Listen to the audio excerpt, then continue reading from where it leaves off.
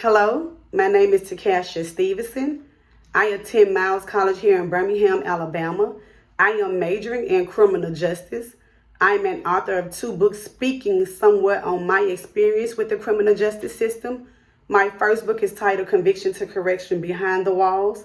My second book is titled Conviction to Correction Beyond the Walls.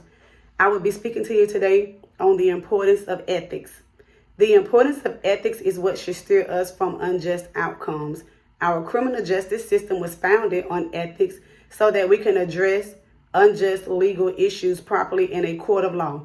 Ethics were also put in place to make sure that the laws are followed and to pursue justice. This helps our criminal justice system maintain honor and dignity to ensure cooperation and fair dealing towards our society. The role of ethics in the criminal justice system is protecting citizens' rights, treating everyone equal, and determining a necessary amount of force used to restrain suspects. Let's look at the George Floyd situation, for example. Did it really take the cop 9 minutes and 29 seconds to kneel on Floyd's neck? No, it did not. And this is an example of an unethical behavior because he tormented Floyd for a probable cause in which was brought up against him. Ethics are morals that govern a person's behavior or the conducting of an activity. Ethics are about the choices that we make on a daily basis. No, our choices aren't always good ones, but we have to face the fact that there are consequences behind those choices that are bad. Sometimes the choices that we make affect others around us, such as families and friends. But this is when we should take responsibility for our own actions.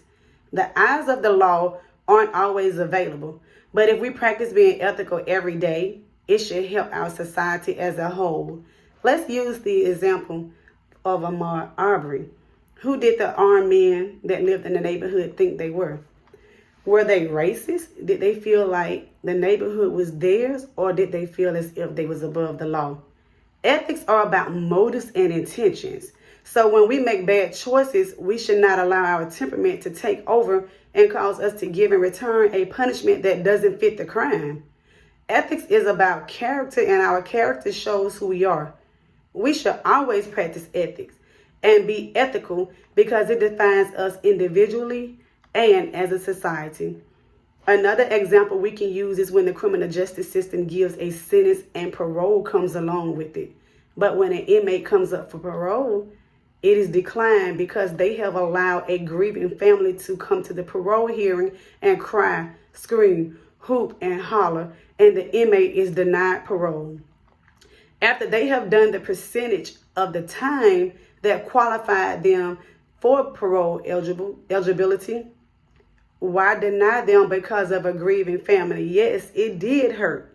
Yes, it does hurt. Yes, it probably will always hurt.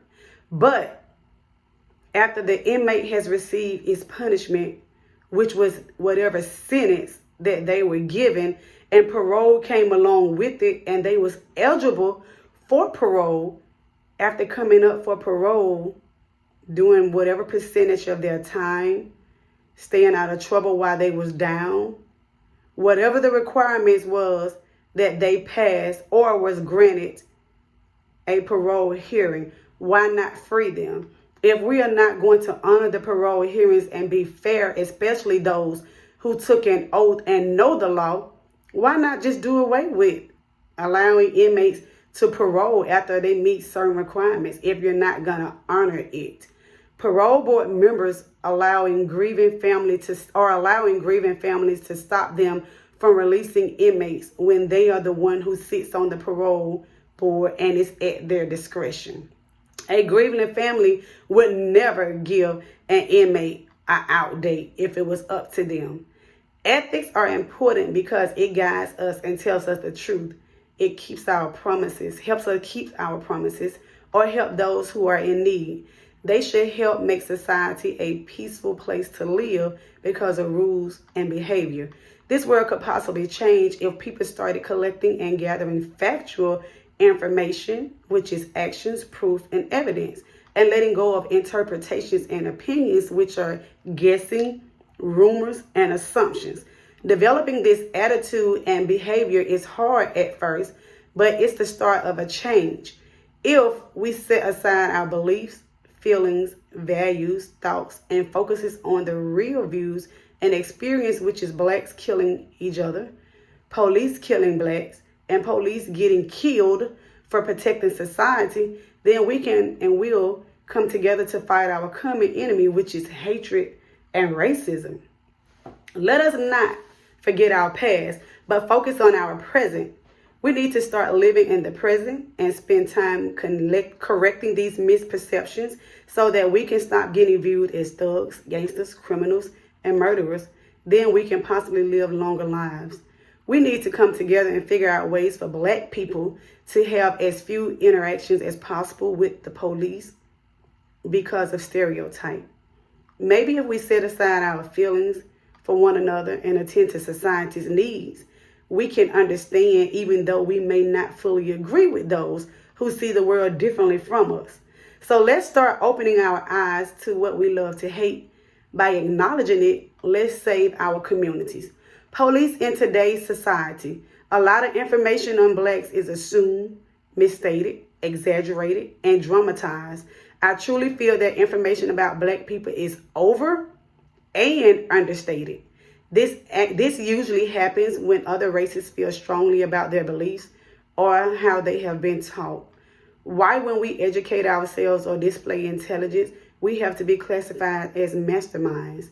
Why can't we have intelligence become powerful or exquisite without judgment? We will continue to suffer if we have an emotional reaction with everything that we see and are being told without observing for ourselves.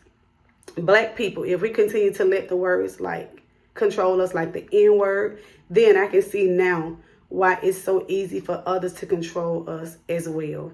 Walk away from fights that we will never be able to resolve, because this too can save some of our lives. We need to change the way people stereotype us.